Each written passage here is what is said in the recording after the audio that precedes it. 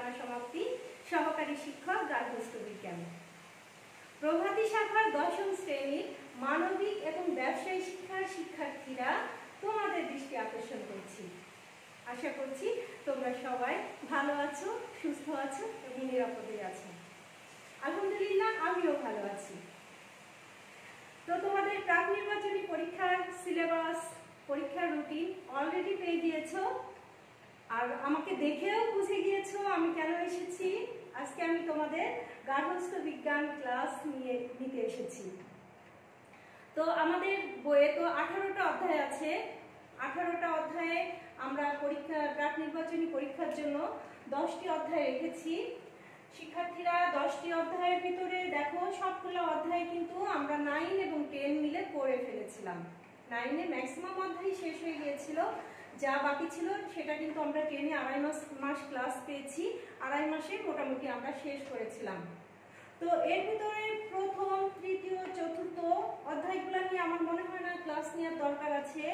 এখানে সপ্তম এবং ষষ্ঠ এবং সপ্তম অধ্যায়, এই দুটো অধ্যায় নিয়ে আমি একটা ক্লাস নিব ভেবেছি। নবম অধ্যায় নিয়ে আমার মনে হয় না ক্লাস নেওয়ার দরকার আছে। প্রতিবন্ধী শিশু তোমাদের কাছে অনেক ইজি একটা ব্যাপার।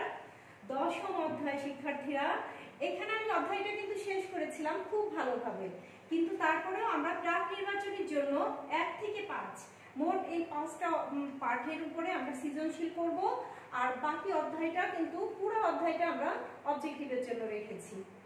এরপরে একাদশ অধ্যায়, এটাও আমার মনে হয় না ক্লাস নেওয়ার দরকার আছে।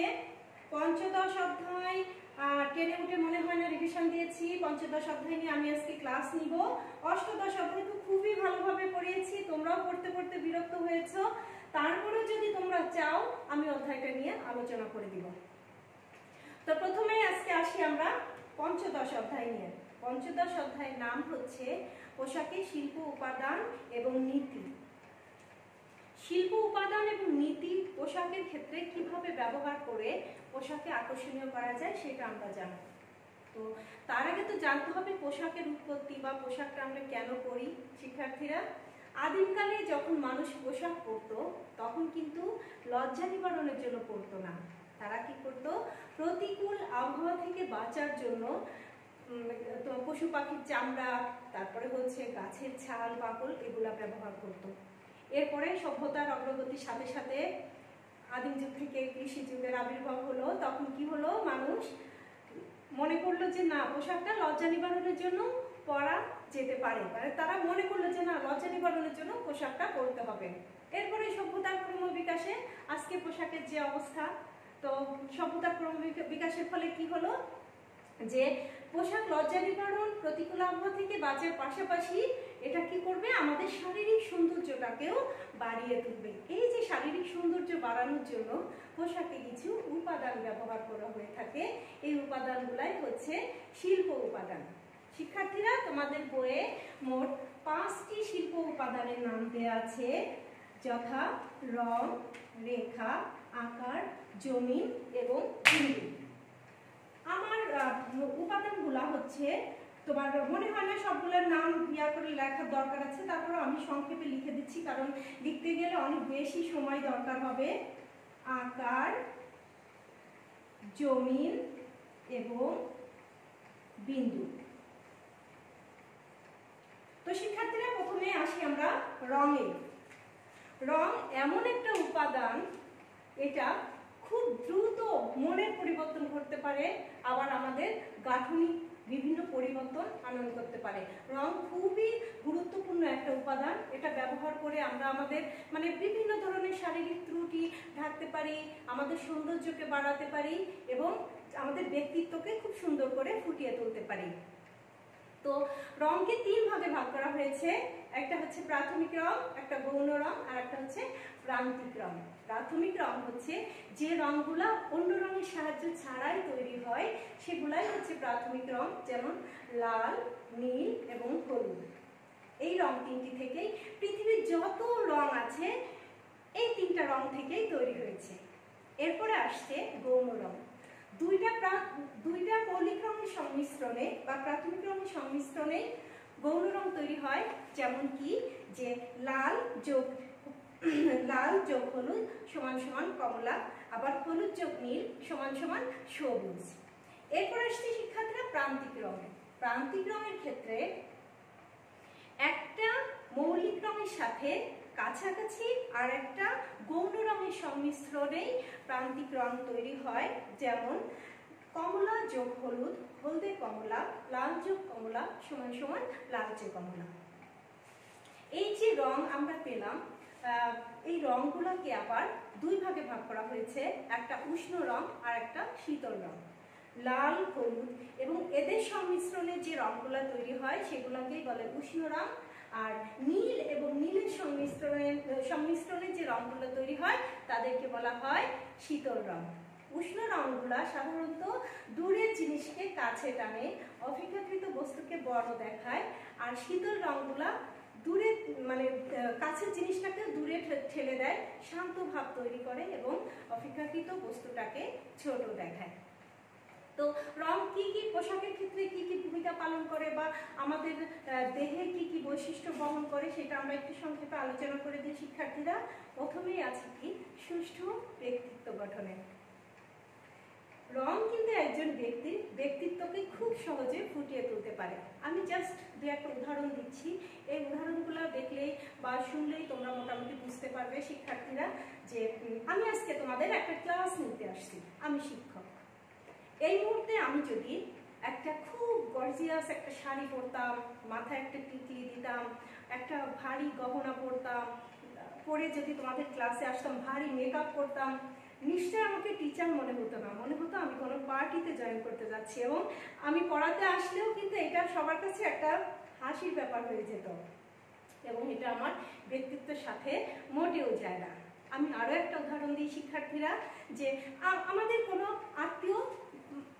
একজন আত্মীয় মারা গিয়েছে, সেখানে যদি আমি একটা লাল টুকটুকে শাড়ি পরে যাই, লাল লিপস্টিক পরে যাই, হেপি সুন্দর করে সাজগোজ করে যাই, সেইখানে কিন্তু সবাই আমাকে দেখে হাসাহাসি করবে। কারণ কি, ওটা পরিবেশ উপযোগী পোশাক ছিল না।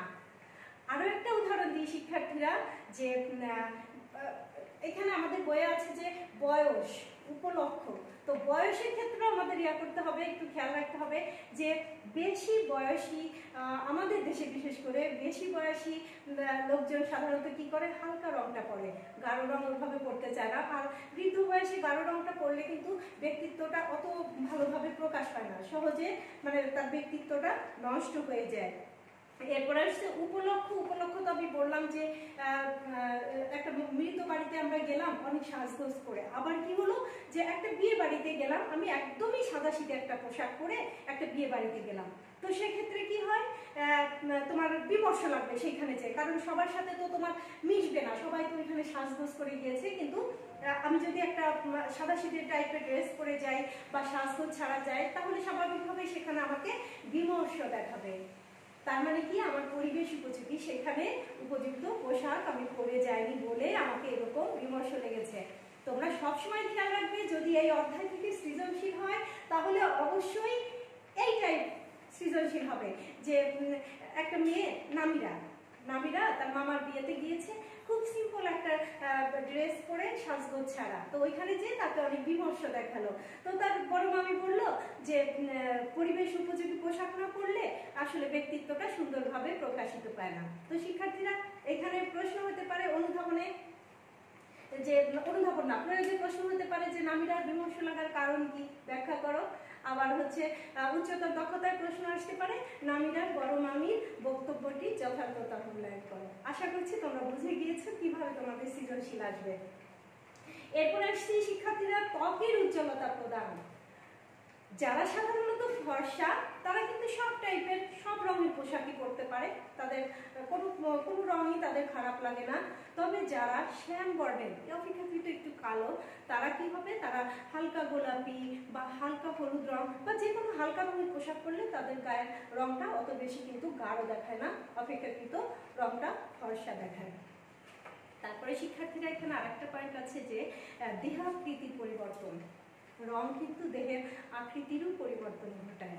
যেসব লোক বা যেসব, আমি মেয়েদের যেহেতু পড়াচ্ছি আমি মেয়েদের উদাহরণই দিই, যেসব মেয়েরা অপেক্ষাকৃত লম্বা বেশি এবং শুকনা চিকন, তারা যদি গাঢ় রঙের পোশাক পরে তাহলে কি হবে, অপেক্ষাকৃত তাদের লম্বা ভাবটা কম মনে হবে এবং তারা যে এত বেশি চিকন সেটা কিন্তু ঢেকে দেওয়া যায় রং দিয়ে। আবার যারা অপেক্ষাকৃত মোটা এবং শ্যাম বর্ণের তারা কি করতে পারে, হালকা রঙের ছোট ছাপাযুক্ত পোশাক পরে নিজেদের যে মোটা ভাব বা কম উচ্চতা সেটা ঢেকে দিতে পারে।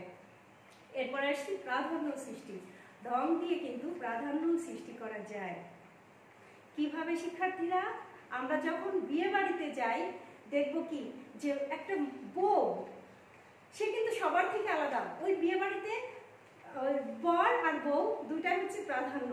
বউ কিন্তু একটা লাল টুকটুকে শাড়ি পরে থাকে বা একটা গোলাপি শাড়ি পরে থাকে, একটা সুন্দর ওড়না পরে থাকে, টিকলি দিয়ে থাকে, গর্জিয়াস সাজ দিয়ে থাকে। তার মানে কি, সকলের কেন্দ্রবিন্দু হচ্ছে বউ। তার মানে বউটাকে বিশেষ রঙে সাজিয়ে প্রাধান্য সৃষ্টি করা হয়েছে। তো পোশাকের ক্ষেত্রেও কিন্তু আমাদের পোশাকের প্রাধান্য এভাবে সৃষ্টি করা যায় যে যারা আমরা শাড়ি পরি, শাড়িতে দেখবে যে পাড়ে কি থাকে, একটু গাঢ় রঙের সুন্দর ডিজাইন করা থাকে, এটা একটা প্রাধান্য হতে পারে।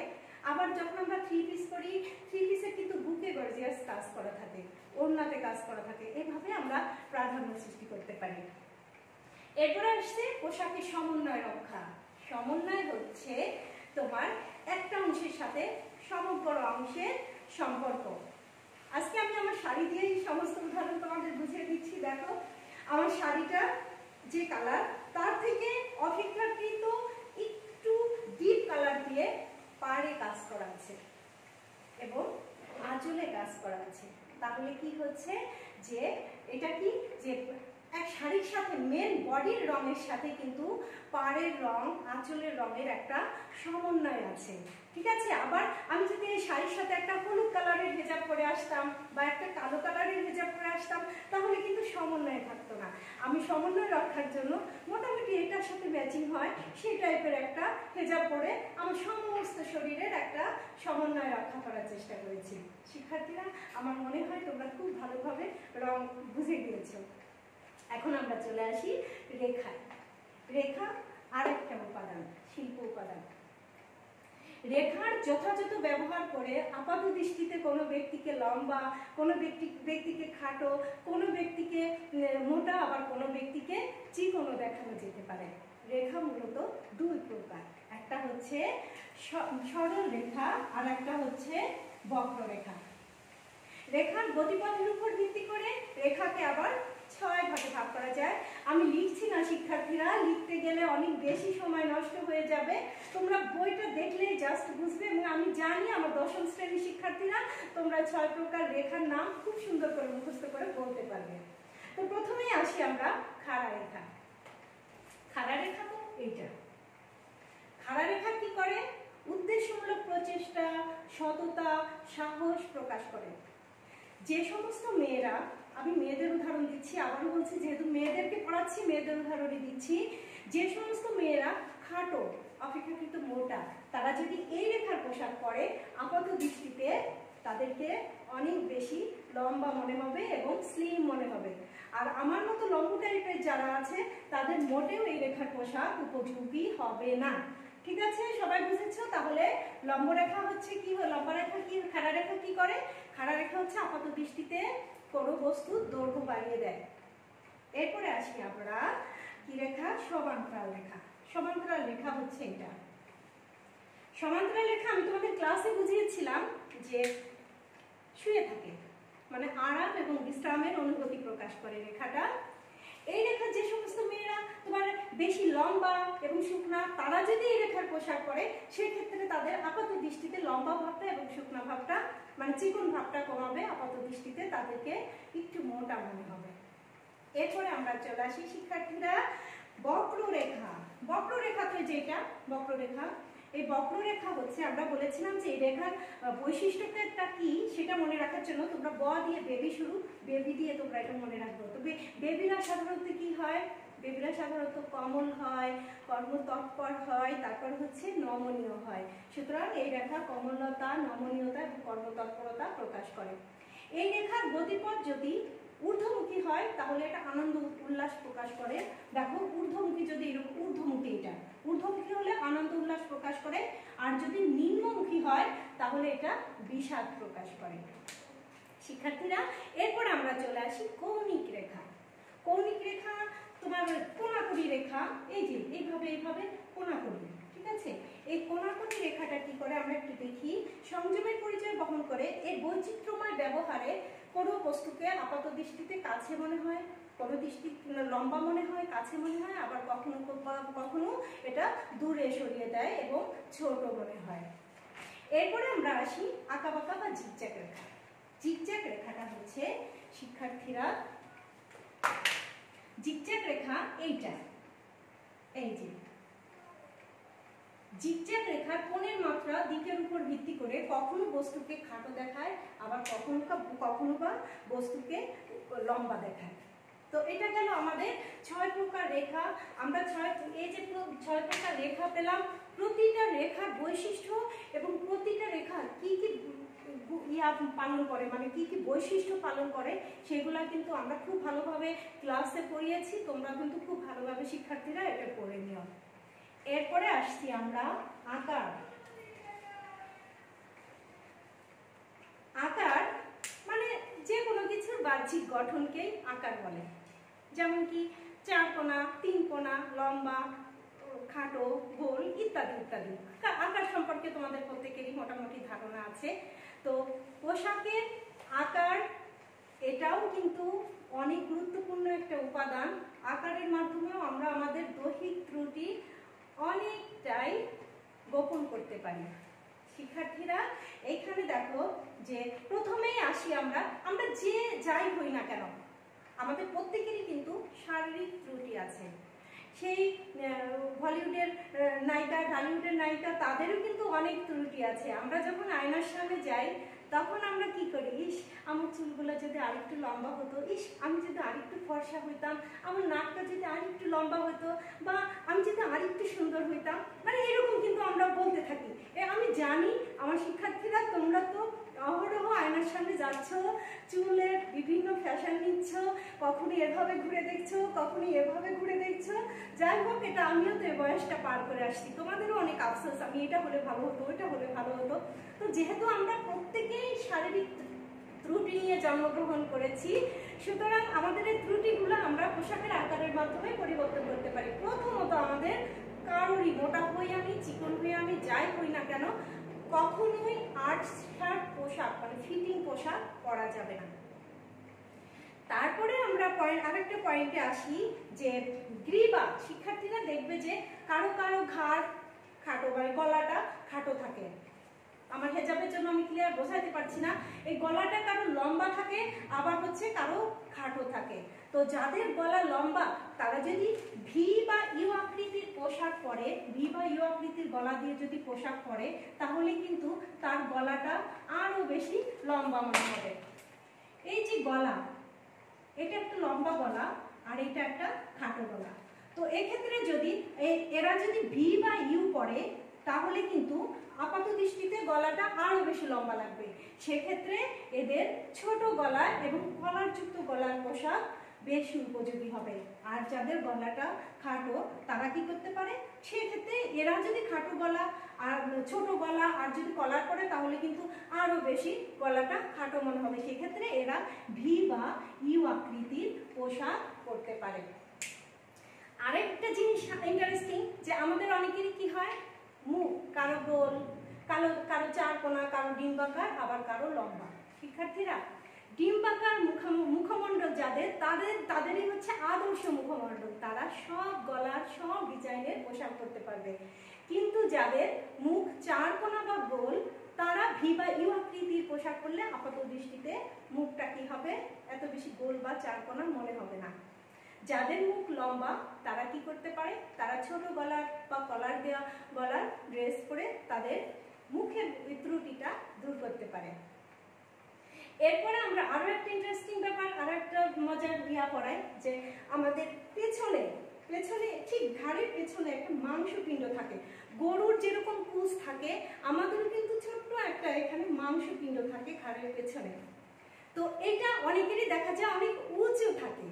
তো তো আমরা কি করি বোকার মতো অনেকে এটা কি করি, এটা মানে ঢেকে দেওয়ার জন্য ছোট গলা করি, আবার কখনো বা ওইটা যাতে ফুলাভাব না বোঝা যায় এজন্য আমরা বড় গলার পোশাক পরি বা ব্লাউজ পরি। এক্ষেত্রে দুইটাই কিন্তু ভুল। আমরা যদি আমাদের এই ঘাড়ের মাংসপিণ্ডটাকে গোপন করতে চাই তাহলে আমাদের ঠিক জামা বা ব্লাউজের গলা এমনভাবে দিতে হবে যাতে ঠিক ওই মাংসপিণ্ডের মাঝখান দিয়ে গলার কাটটা যায়, যাতে এতে কি হবে যে ওই যে মাংসপিণ্ডটা এটা বসে যাবে, দুই পাশে ভাগ হয়ে যাবে এবং আপাত দৃষ্টিতে আমাদের কি হবে না, ওই মাংসপিণ্ডর উঁচুটা বোঝা যাবে না। শুধু পোশাকের ক্ষেত্রে না, অন্যান্য জিনিসের ক্ষেত্রে আমাদের একটু খেয়াল রাখতে হবে। যেমন যাদের মুখ লম্বা তারা যদি আরো লম্বা আকৃতির কানের দুল পরে সেক্ষেত্রে কিন্তু তার মুখটা আরো বেশি লম্বাই মনে হবে। আবার যাদের মুখের আকৃতি চারকোনা বা গোল তারা যদি নেকের সাথে একদম জড়োয়া টাইপের কোনো অলংকার পরে সেক্ষেত্রে কি হবে, তাদের মুখটা আরো বেশি চারকোনা মনে হবে। এক্ষেত্রে তারা একটু লং টাইপের গলার মালা বা হার পরতে পারে। আশা করছি সবাই আকারটা বুঝেছো। এরপরে আসছে শিক্ষার্থীরা জমিন। জমিন হচ্ছে যে কোনো বস্তুর উপরিভাগের বৈশিষ্ট্য। কোনো কোনো পোশাকের জমিন অনেক বেশি পাতলা হয়, আবার কোনো কোনো পোশাকের জমিন একটু ভারী টাইপের হয়। যেমন শিফন, জর্জেট এই টাইপের পোশাকগুলো কাপড়গুলো কিন্তু একদমই পাতলা। আমরা যখন এটা পরিধান করি তখন আমাদের শারীরিক গঠনটা কিন্তু মোটামুটি মানে পরিষ্কার বোঝা যায়। তো যাদের শারীরিক গঠন সুন্দর তারা এই টাইপের পোশাক ইজিলি পরতে পারে। আবার এদিকে আছে তোমার একটু মোটা জমিন, যেমন কি তোমার রেশম কাপড়। রেশম কাপড়টা অত বেশি না কিন্তু উজ্জ্বল টাইপের। তোমার মোটা কাপড়ের উদাহরণ দিতে পারি আমরা শীতকালে যে পশমি বস্ত্র পরি, সেটা কিন্তু পরলে আমাদের একটু হেভি লাগে, তাই না? এরপরে আছে তোমার ডেনিম, তারপরে হচ্ছে মিশ্র টাইপের কাপড় ডেনিম আছে, তারপরে হচ্ছে কাতান টাইপের কাপড়, তারপরে জামদানি। এটা করলে আপাত দৃষ্টিতে তোমাদের হচ্ছে একটু আপাত দৃষ্টিতে আমাদেরকে একটু মোটা দেখা যায়। তো শিক্ষার্থীরা এভাবে জমিন ব্যবহার করে বিভিন্ন জমিনের পোশাক ব্যবহার করেও আমাদের শারীরিক ত্রুটি, মোটা ভাব, চিকন ভাব আমরা দূর করতে পারি। শিক্ষার্থীরা তোমাদের একটা প্রশ্ন প্রায় থাকে যে ম্যাডাম ফ্লানেল কি, ডেনিম কি বা ট্যাফেটা টাইপের কাপড় কি? আমি আজকে শুধুমাত্র ট্যাফেটা টাইপের কাপড়টা কি সেটা বোঝানোর জন্য শাড়িটা পরে এসেছি। আমার এই শাড়ির কাপড়টা অনেকটা ট্যাফেটা টাইপের কাপড়। এই টাইপের কাপড়ের জমিনটা একটু ভারী থাকে এবং এই টাইপের কাপড় পরলে আপাত দৃষ্টিতে কাউকে মোটা দেখা যায়। আমি এমনি মোটা, তারপরেও মোটা দেখানোর জন্য তোমাদের কাছে শুধু উদাহরণের জন্য শাড়িটা পরে এসেছি। এটাই হচ্ছে ট্যাফেটা কাপড়। আর ডেনিম হচ্ছে জাস্ট জিন্সের কাপড়ই, কিন্তু পাতলাটা জিন্স, কিন্তু মোটাটা না, পাতলাটা হচ্ছে ডেনিম। আর হচ্ছে তোমার ফ্লানেল সাধারণত ছেলেরা ব্লেজার, কোট প্যান্ট যেগুলো দিয়ে তৈরি করে, এটা হচ্ছে ফ্লানেল টাইপের কাপড়। এগুলো সাধারণত উদাহরণ হিসাবে আমরা দিতে পারি। এরপরে চলে আসি আমরা লাস্ট শিল্প উপাদান হচ্ছে বিন্দু। যে কোনো শিল্পের বিল্ডিং ব্লক হচ্ছে বিন্দু। কেননা এই বিন্দুটা যখন স্থির থাকে তখনই এটা বিন্দু, যখন এটা চলা শুরু করে তখন এটা রেখা, আর যখনই এটা রেখার গতিপথ চেঞ্জ করে তখনই কিন্তু সেটা একটা আকার দিয়ে থাকে। যেমন এখানে আমি একটা আম এঁকে ফেললাম, তার মানে কি বিন্দু যখন চলমান হয় তখন সেটা রেখায় পরিণত হয়, রেখাটা যখন গতি চেঞ্জ করে তখন কিন্তু আকারে তৈরি হয়। তার মানে পৃথিবীর সমস্ত কিছু তৈরি হয়েছে এই বিন্দু দিয়ে। বিন্দু কখনো ছোট, কখনো বড়, কখনো বা মোটা, কখনো বা চিকন হয়ে থাকে। শিক্ষার্থীরা এই বিন্দুর পর্যায়ক্রম ব্যবহার করেও আমরা কিন্তু পোশাকের সৌন্দর্য বাড়াতে পারি। যেমন দেখো অনেকগুলা বিন্দু যদি আমরা এইভাবে দিই তাহলে কি হবে, বল প্রিন্ট কাপড় হয়ে যাবে, তাই না? আবার কি হচ্ছে বিন্দুর এরকম মানে পর্যায়ক্রমে বিন্দুর ব্যবহার করে পোশাকে কিন্তু ছন্দ তৈরি করা যাচ্ছে। ছন্দটা কি আমি একটু পরে আলোচনা করছি। তাহলে আমরা আমাদের পোশাকে 5টি শিল্প উপাদান সংক্ষেপে আমি একটু রিভিউ করে দিলাম, সংক্ষেপে একটু আলোচনা করে দিলাম। তোমরা আর একটু যদি বই দেখো তাহলেই তোমাদের মোটামুটি ইজি হয়ে যাবে। এরপরে আমরা চলে আসি পোশাকে শিল্পনীতি গুরুত্ব।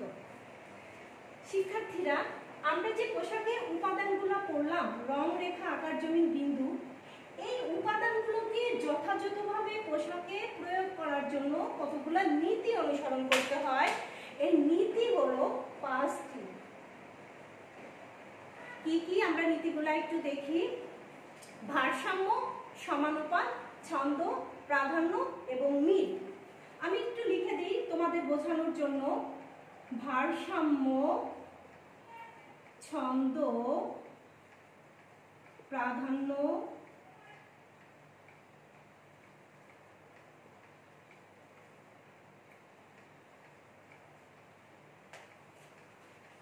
ভারসাম্য, তারপরে হচ্ছে কি পেলাম, অনুপাত, আর হচ্ছে মিল। তো প্রথমেই আসি আমরা ভারসাম্য। এটা আমাদের বিশাল আলোচনা। আমরা যখন অনার্সে পড়েছি তখন এই 5টা উপাদান দিয়ে আমরা একটা বই পড়েছি। সেখানে তোমাদের একটা পাঠের সামান্য একটা অংশ রেখেছে। এটার বিস্তর আলোচনা কিন্তু আমাদের বইয়ে খুব সংক্ষেপে দেয়া, আমি সেজন্য সংক্ষেপেই তোমাদের একটু বুঝিয়ে দিচ্ছি।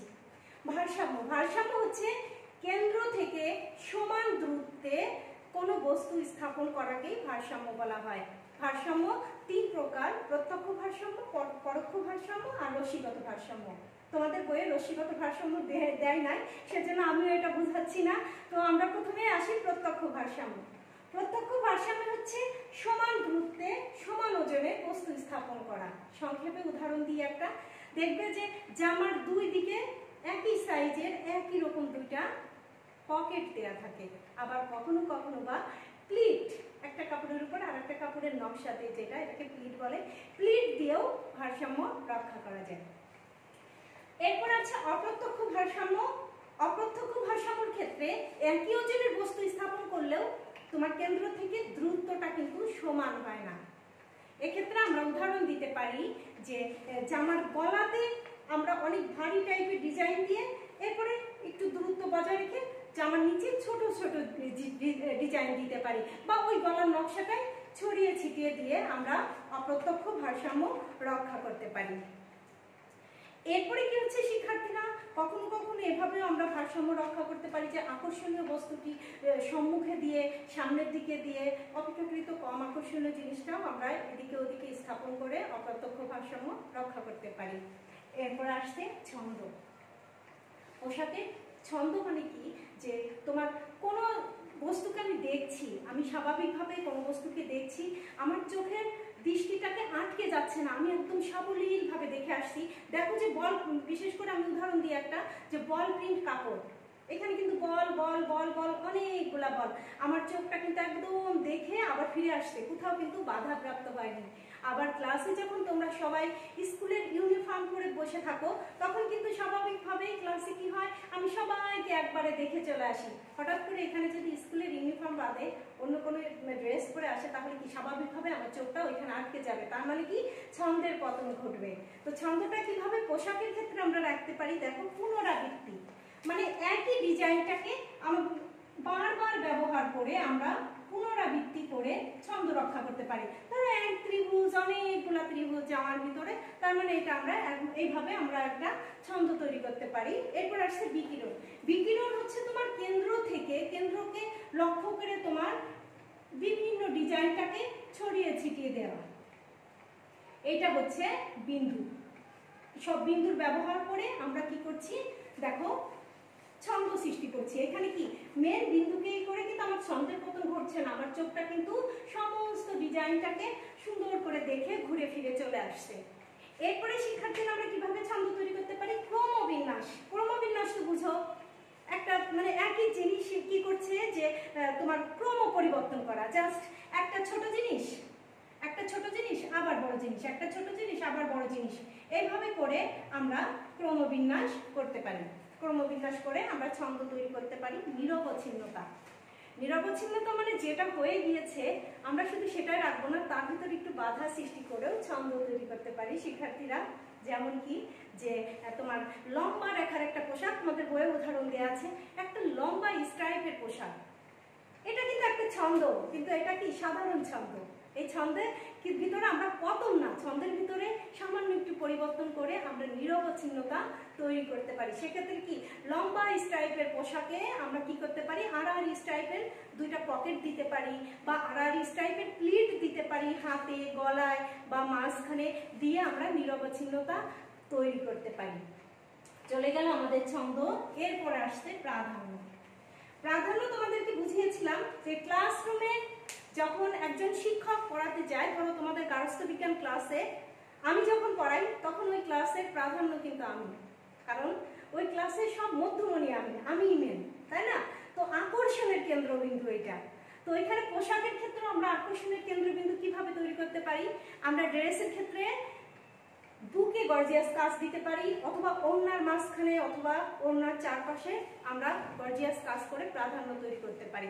আবার কি করতে পারি? শাড়িতে শাড়ির পাড় হতে পারে প্রাধান্য, শাড়ির আঁচল হতে পারে প্রাধান্য, ঠিক আছে? এইভাবে আমরা প্রাধান্য তৈরি করতে পারি। এরপর হচ্ছে অনুপাত, মিল।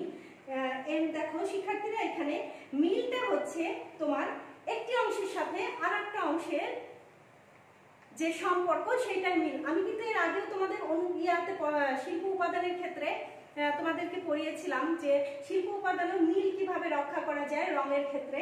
যে আমি আবার সেই শাড়ির উদাহরণ দিচ্ছি। দেখো আমি একটা শাড়ি পরেছি, এই শাড়ির বডির সাথে শাড়ির পাড় আঁচলের সুতার একটা মিল আছে, আবার এইগুলোর সাথে মিল রেখে আমি একটা ব্লাউজ পরেছি, আবার এই সমস্তটার সাথে মিল রেখে আমি একটা হেজা পরেছি। তার মানে আমার শরীরের সমস্ত অংশের ভিতরে একটা মিল আমি রাখার চেষ্টা করেছি। কি শিক্ষার্থীরা, আসলে কি মিল আছে, নাকি আমার মিলটা ভুল ছিল? এখানে আমার শিল্পনীতিটা ব্যবহার করা হয় নাই। আশা করছি, মনে হয় আমি রক্ষা করতে পেরেছি শিল্পনীতি। তো এটাই হচ্ছে মিল। এরপরে আছে কি যে অনুপাত। অনুপাতের জ্ঞানটা শিক্ষার্থীরা, এটা অনেকে জন্ম থেকেই এই জ্ঞান থাকে, তারপরেও যদি কারোর এই জ্ঞানের অভাব থাকে তাহলে এটা শিখে নেওয়া যায়। যেমন অনুপাতটা কি, যে তোমার ড্রেসে দুইটা বোতাম ব্যবহার করা হয়, অনেকগুলো বোতামই ব্যবহার করা হয়, বোতামের মধ্যবর্তী দূরত্বটা কতটুকুন হবে এটা অনেকে আন্দাজ করে নিতে পারে। আবার অনেকের কি করতে হয়, ইঞ্চি ফিতা দিয়ে মেপে মেপে নিতে হয়। আবার কি হয় যে আমরা যখন পোশাকে লেস ব্যবহার করি, একটা পোশাকে লেস ব্যবহার করলে লেসের চওড়াটা কতটুকুন হলে ভালো হবে সেটা কিন্তু অনেকে জন্মগতভাবেই এই ধারণাটা থাকে। আবার অনেকে কি অন্যের সাথে আলোচনা করে নেয়। আবার লেস ব্যবহার করার সময় দুইটা লেসের মধ্যবর্তী দূরত্ব কতটুকুন হবে সেটাও কিন্তু নিজে থেকে বোঝা যায়। না বুঝলে আবার কি হয়, আবার সেই ইঞ্চি ফিতা বা স্কেল দিয়ে মেপে মেপে এই দূরত্বটা বুঝে নিতে হয়। সাধারণত এটাই হচ্ছে অনুপাত। অনুপাতটা অবশ্যই শিল্পনীতির ক্ষেত্রে খুবই গুরুত্বপূর্ণ, কারণ অনুপাতের জ্ঞান যদি না থাকে তাহলে আমার একটা ব্লাউজের হাতা বড় হবে, একটা ব্লাউজের হাতা ছোট হবে, একটা পায়জামা বড় হবে পা, আর একটা পায়জামার পা ছোট হবে। শিক্ষার্থীরা বুঝতেই পারছো যে তাহলে এটা কতটা মানে ইম্পর্টেন্ট পোশাকের ক্ষেত্রে। তো আমাদের অধ্যায়টা মোটামুটি শেষ করেছি, আমি আমার মতো করে শেষ করেছি। শিক্ষার্থীরা তোমরা আমার লেকচারটা আগে শুনবে, তারপরে অধ্যায়টা বের করবে, করে পড়বে। আশা করছি কোনো সমস্যা থাকবে না। তারপরে সমস্যা থাকলে আর কি তোমরা যদি ফোন দাও, আমি মোটামুটি ফোনে তোমাদেরকে কভার করে দিতে পারবো। তো সৃজনশীল এখান থেকে কি টাইপ হয় এর আগেও তোমরা জানো, আমি আবার তো কয়েকটা বলে দিলাম। প্রতিটা পার্ট খুব সুন্দর করে পড়বে। আর নেক্সট ক্লাসে আমি অন্যান্য অধ্যায়গুলো নিয়ে আলোচনা করব। সবাই ভালো থেকো, সুস্থ থেকো, নিরাপদে থেকো, আমার জন্য দোয়া করো। আসসালামু আলাইকুম।